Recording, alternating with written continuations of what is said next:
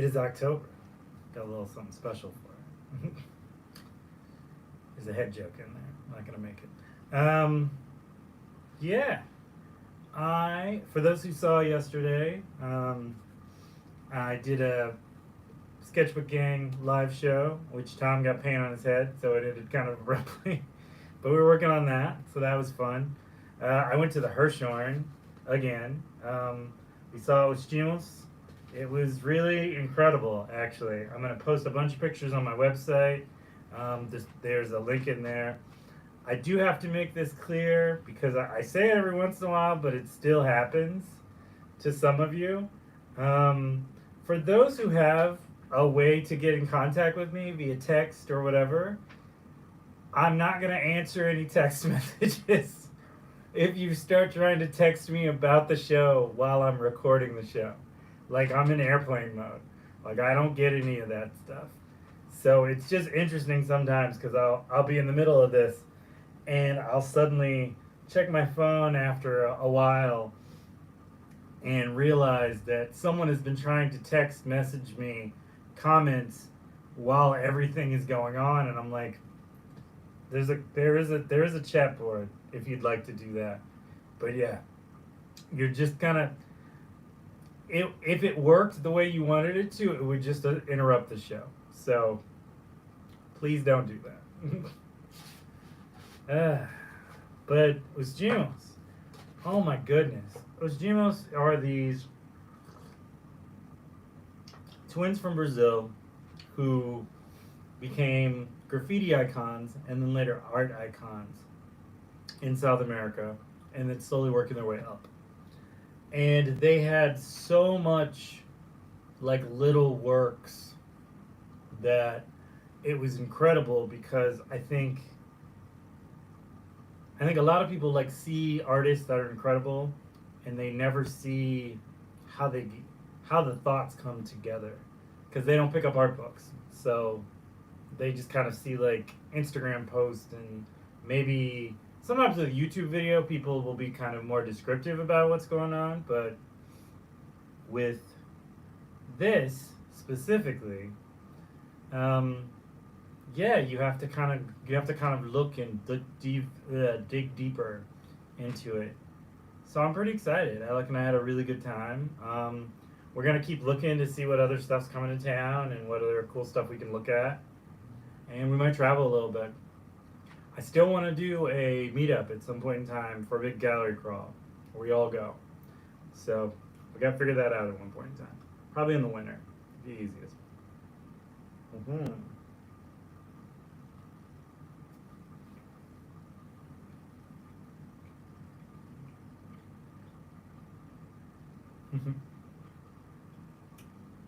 Green onion, omelet, sandwich.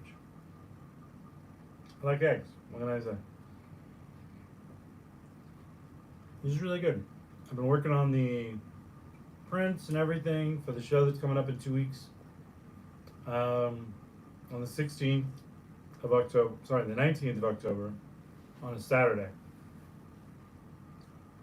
It's really fun and beautiful and amazing. Some of them have turned out really, really well. I'm kind of playing with this idea of what I'm going to put up and what I'm not going to put up.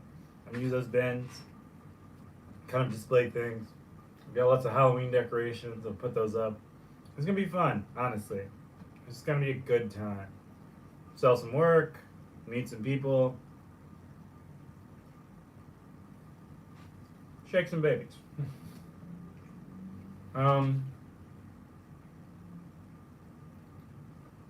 Yeah, it's gonna be fun. Honestly, I think the point of art shows is to have a good time. It is amazing to have work that you can show people and sell to people, but a lot of times it's just kind of getting out there, learning, having people learn who you are, those types of things.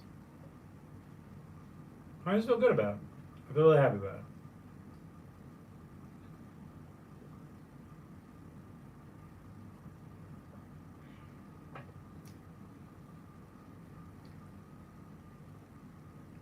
I have to talk about this one day.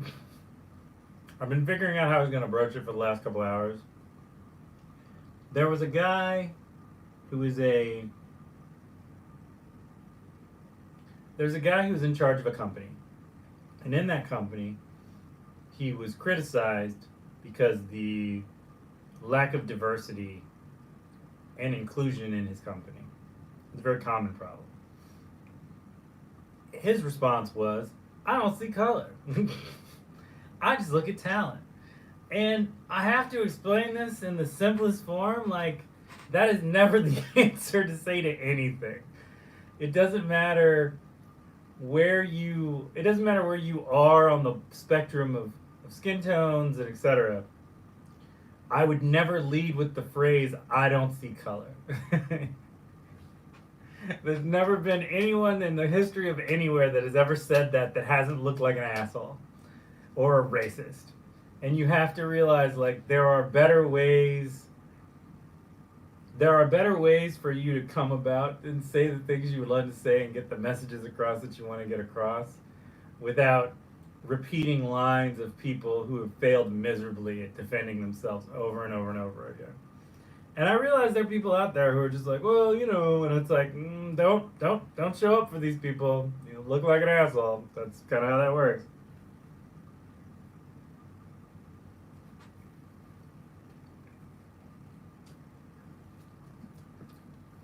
There's so many just talented people from all walks of life that there's never a reason that you can't find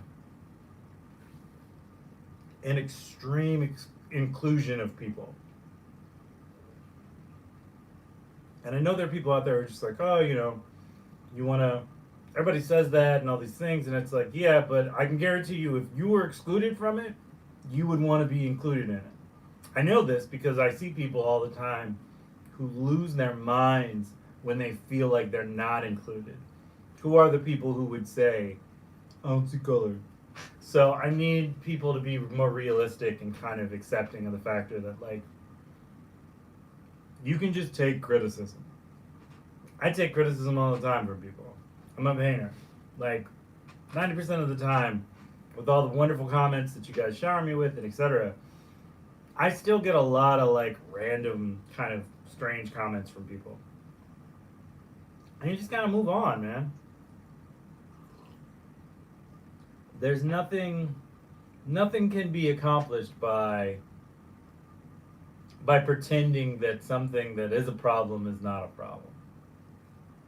Particularly trying to defend it in a way in which everyone just dislikes you. Minus people who are horrible. I mean, I even think about, like, I've been a big fan of WNBA for a long time. This is a different part. I've been a big fan of WNBA for quite a few years now. I didn't get as into it until they started including them in the 2K video game. Because it was honestly hard to watch the games. Like, they just weren't available anywhere. Other than online. So you just kind of watch highlights. I'm really impressed by people like Caitlin Clark, well, specifically Caitlin Clark, that she has differentiated herself and separated herself away from people being racist and homophobic. Like, I think to have a platform like she has, a fame level that she has, and then to stand up against people trying to use her name to downplay very talented people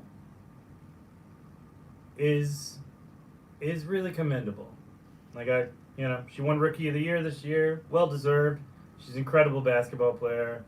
I'll be interested to see how she does when they bring on the new crop of rookies coming in next year, because, like, they're also all incredible. So it's kind of one of those things, like, I'm a big basketball fan. So a long time ago, Larry Bird was a player who played for the Boston Celtics. Larry Bird was a phenomenal player, but he's also kind of a dick. But he, living in Boston, was kind of the front man of a lot of things that are wrong with Boston. And I don't think it was his fault. But the good thing about Larry was he separated himself from pretty much everybody. Michael Jordan never beat him. He had a rivalry that followed him from college all the way into his professional league play. And occasionally he ran his mouth too much and he got the shit kicked out of him. Sometimes in games. That's just wild. Like I saw a bench brawl that happened in like, I don't even know what year. But Larry Bird is talking trash to Dr. J. And the Dr. J's team, which I think was New Jersey at the time, just jumped Larry Bird in the middle of a game, and it was one of those things where it was like, you can write. See, the saying that I grew up with, although win stupid games, play stupid games, win stupid prizes is popular, or fuck around and find out is popular. The one that I grew up hearing the most, I heard those two growing up, but the one I heard the most was anybody can get it. And it's that whole kind of thing. Like you can run your mouth and find yourself in weird situations. And he found out the hard way. I just think it's cool that we have talented people who are willing to take away a bit of their fame, if necessary, from awful people to fix the things that they think are wrong. And I appreciate that. I really do. I think a lot of artists sometimes throw themselves on their swords for things that they think need to be stood up for, like civil rights, like Gaza, like all these things. And it may not make us all popular, but I'd rather be on the right end of things than to be complacent in them. And I think the hard thing that people don't realize is like, people are not their governments. There is nothing wrong with the people who celebrate religions. There's nothing wrong with the people who come from countries. There is definitely things wrong with people who commit murders and atrocities. Like, that's unacceptable. But a lot of times when countries go to war, there's a lot of people who are just victims of the situations. And I'm always amazed by like these artists who are able to like hone that energy and then make it into something beautiful or educational. And that's hard, honestly. Like, a lot of art is just art.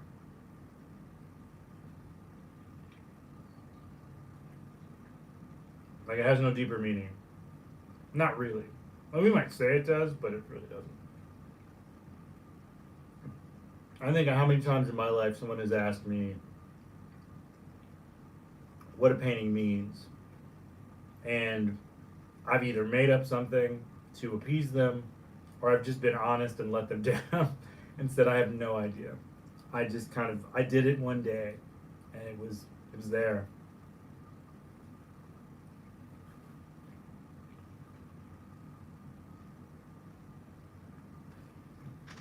I think a lot of times, with art particularly, you can't kind of expect every artist to have this like super complicated answer. It's like, why did you eat lunch? What did you eat for lunch today? Why did you eat it? I just did. It's a thing I do every day. That's how I feel about art. I just do it. It's a thing I feel every day. This giant that's getting put together right now, like, I am steadily kind of putting all these ideas in my head together to make it. And I really love this painting. But as it comes together, it is a plethora of a lot of different things. It's the books I read, it's the music I listen to, it's the TV I watch, it's the articles I read, it's the friends that were there all along. I just think it's interesting. I think it's always funny that people expect like these long kind of Tale of Two Cities type of thing, and it's not always that deep. I mean, sometimes it is, sometimes it's not.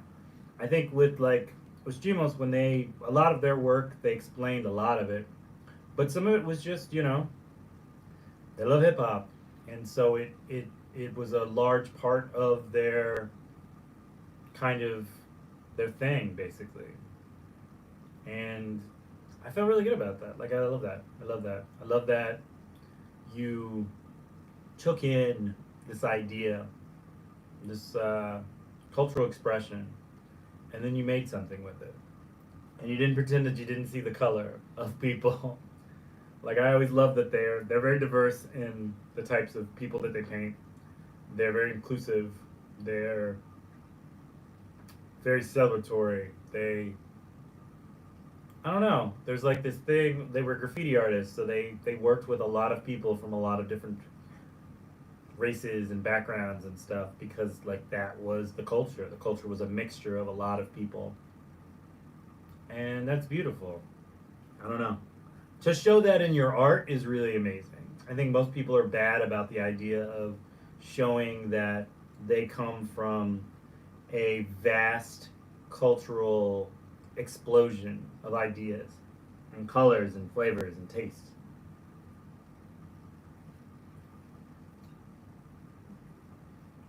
It's just interesting.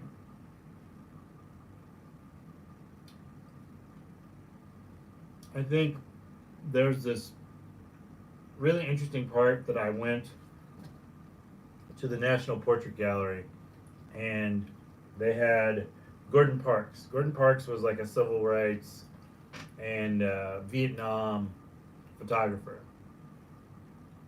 and he took a lot of really great photos with kind of a medium format camera, which are like these kind of bigger cameras than like these little cameras that people have, like these point and clicks. They're a little wider, a little beefier. So the one that I have has been one of my favorites for a very long time. Is don't worry, it's not gonna break. Um, is this one? Just throw you over here. Whoa, everything's falling. This is my little camera, and you look through there and you take a photo and develop it and do all these things. It's really beautiful. I love this camera. It wasn't very expensive, but it made me very happy when I got it. It is kind of a testament to like an old school style. And I got into photography honestly because I wanted to figure out a way to show my artwork without having to pay someone else to show my artwork. Partially because I didn't have money, but also I really didn't feel like anybody else was gonna really kind of capture what I was going for. When I was in art school, they had us learn how to do website design.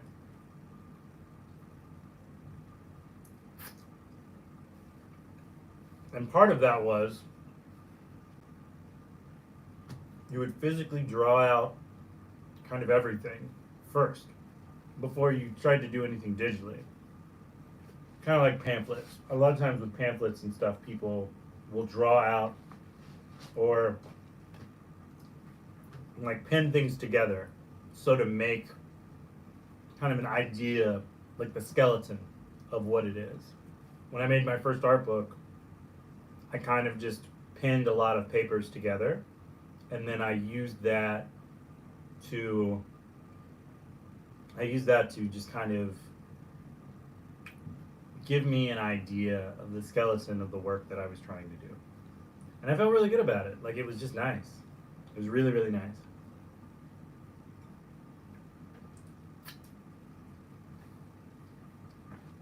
And then when I printed it out, I got like a mock of it, and I looked at it comparatively to what I wanted. And then I had to kind of change it a little bit because it wasn't exactly how I imagined it. And then somewhere in there was like a compromise on what I wanted to actually do because this thing's so huge. Because I didn't know how to do some of those things. Like there are actual limitations on the things that you know how to do, which is fine. It's very normal, but there's a certain amount of adulthood that has to kick in that goes, I don't know how to do that. I need to change something. And so that's what I did.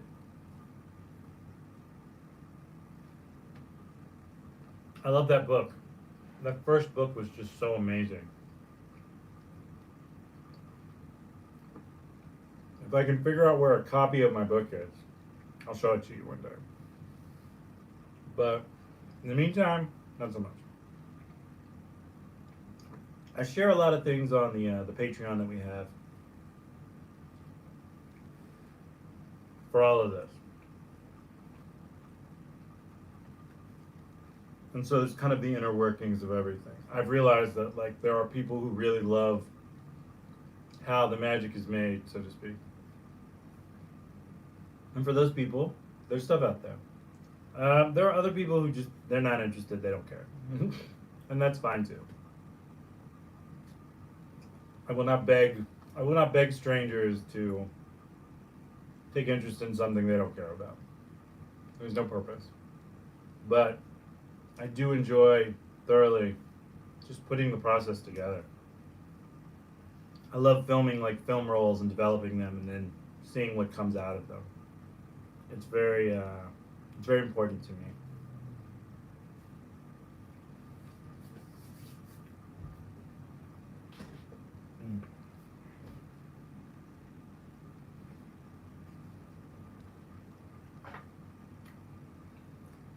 Galeras, I am doing my best to just try and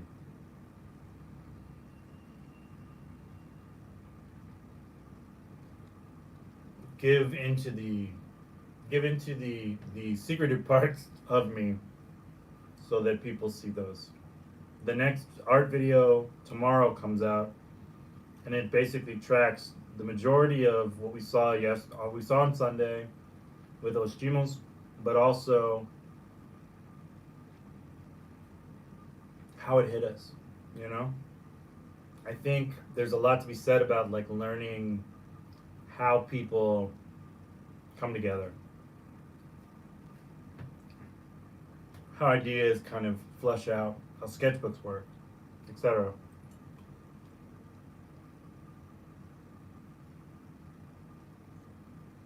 Somebody asked me why I call it Sketchbook Gang for the live stuff. I'm like, it's just the name of it. But they're like, but you don't always do sketchbooks. And I was like, no, because there's more to making than where you put your artwork. The idea is to just kind of share and be a part of all the things that are going on. So that's what I plan to do, to simply make art and feel pretty happy about it. So, Galeras, I finished my food. I'm almost done with my coffee. I'm cluttering, as it always goes. Please check out my video tomorrow. The painter's vlog and the second adventure to the Hurshhorn to see Osgemeos. So, thank you very much. Obrigado, and I will see you next week. Painter out. Ciao. Goodbye. Mama.